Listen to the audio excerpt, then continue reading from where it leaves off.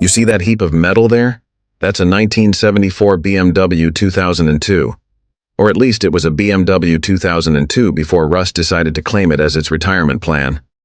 Most people saw a junkyard refugee. I saw, well, a slightly shinier junkyard refugee, but with potential. Why this car? Because it's a classic. And because my wife refused to let me bring home a motorcycle. The first time I opened the door, it made a sound like an old pirate's ship. Screek. Inside, it smelled like a mix of mildew and disappointment. But hey, they say every great journey starts with a single step, right? Mine started with a tetanus shot. The first order of business was tackling the rust. Think of it as exfoliating, but for cars.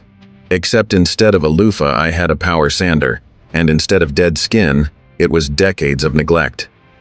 By the time I was done, the garage looked like a rust-colored snow globe. Then came the treasure hunt for parts. Finding a carburetor for a 50-year-old BMW is like trying to find your grandma's favorite recipe. Everyone's heard of it. No one knows where it is.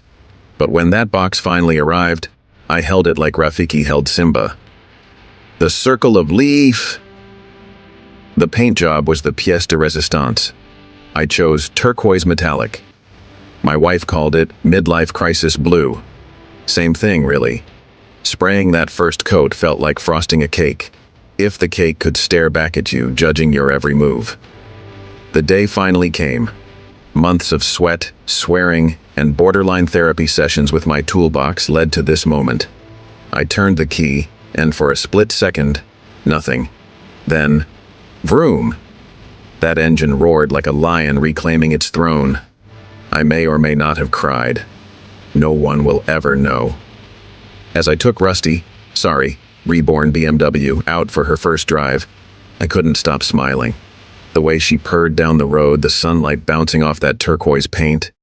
It wasn't just a car anymore. It was a story.